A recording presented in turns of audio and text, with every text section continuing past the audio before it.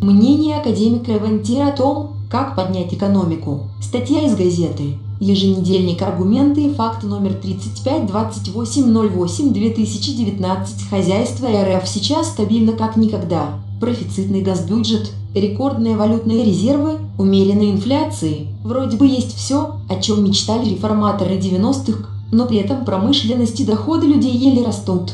Чего же не хватает? АИФ задал этот вопрос научному руководителю Института народнохозяйственного прогнозирования РАН академику Виктору Ивантиру, не профицитом единым. Алексей Макурин, АИФ. Виктор Викторович, почему финансовые успехи не превращаются в экономический рост? Виктор Ивантир, потому что бюджетная и кредитно-денежная политика самостоятельного значения не имеют. Они хороши, когда помогают проводить экономическую политику, и плохи, когда ей мешают. Но какая у России сегодня экономическая политика? Какие меры правительство считает нужным реализовать, чтобы убедить экономику расти? Даже академики затруднятся сегодня с ответом на этот вопрос, а кто должен на него ясно ответить? Министерство экономического развития. Мэр, однако оно у нас очень странное. Вместо того, чтобы вырабатывать экономическую стратегию, играя цифрами, то мы бедность считаем неправильно, то производительность труда, то темп роста. А надо считать правильно. При этом, когда рост этот, который сегодня мэру подчинен, меняет методику, то новые цифры оказываются несопоставимы со старыми. Какой в этом смысл? Если вам нужна истина, идите в храм. Роста тут ни при чем. Он показывает только тенденцию, а для того, чтобы это увидеть, и существующих методик хватает. Какие главные задачи нужно сегодня решить, чтобы страна быстрее пошла вперед, а не скатилась в новый застой? Для роста экономики нужны две вещи: увеличение инвестиций и оживление потребительского спроса. В 2018 году по сравнению с 2017 годом объем инвестиций в основной капитал вырос на 1,4 триллиона руб. Это немного с учетом инфляции, но если бы государство и бизнес вложили в новые проекты еще 1,5 триллиона, это открыло бы перед страной уже совсем другие возможности. При этом деньги в России есть. В прошлом году только свободные средства банков и нефинансового сектора приблизились к 6 триллионов руб. Профицит федерального бюджета достиг 2,2 триллиона руб, а золотовалютные резервы 470 миллиардов долларов. Значит, нужно создать условия, чтобы хотя бы часть этих денег пошла в экономику. Что касается потребительского спроса, он зависит от доходов населения, которые не растут уже несколько лет. И это самое опасное. Есть печальный опыт СССР, где доходы стагнировали с 1975 до 1985 года.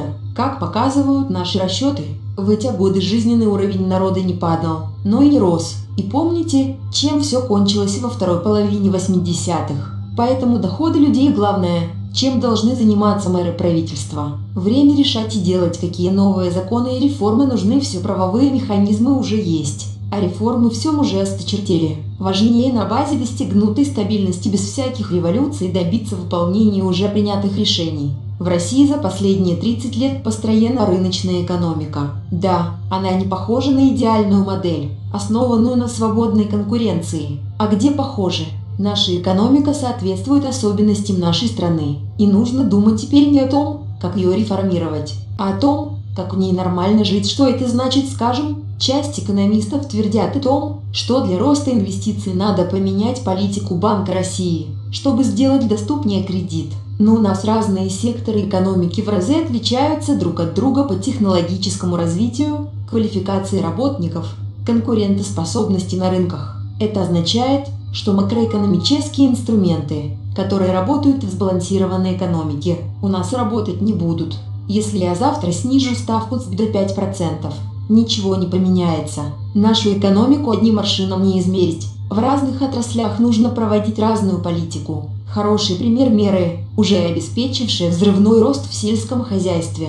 А для роста доходов что важно? Поднять зарплаты. Обычно говорят, сначала нужно повысить производительность труда по принципу «давайте сначала хорошо поработаем, а потом хорошо отдохнем». Но вот Генри Форд и считал иначе, внедрив конвейер 100 лет назад. Он одновременно повысил оплату рабочих. Производительность труда растет только тогда, когда сам труд дорог. Только в этом случае у работодателей появляется стимул применять новые технологии, чтобы высвобождать дорогую рабочую силу, а у людей появляется стимул работать более качественно. Но как убедить последовать примеру Форда наших работодателей? Для организаций, где уровень оплаты труда выше других, нужно установить более низкие отчисления в социальные фонды. Первый шаг должно сделать государство, подняв зарплаты в оборонном комплексе, на предприятиях с госучастием, в образовании и медицине, а частные компании будут вынуждены затем пойти по тому же пути, чтобы не потерять конкурентоспособность.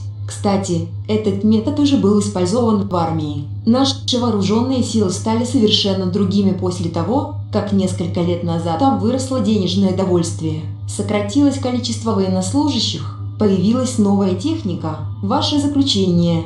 Так ли плохо самочувствие нашей экономики, как многим кажется? Стакан наполовину пуст или наполовину полон? Скажу так, есть возможность его наполнить. Есть успехи, которые вселяют эту надежду. Если бы мне 10 лет назад сказали, что Россия будет экспортировать излишки продовольствия, я бы не поверил.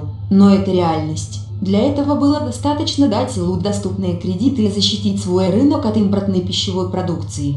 Вторая сфера, которая радует – оборонка. В УПК «Прорыв» обеспечили постановкой четких целей и устойчивое финансирование предприятий в рамках заказа. Эти методы государству теперь необходимо использовать для развития инфраструктуры, например, автодорог.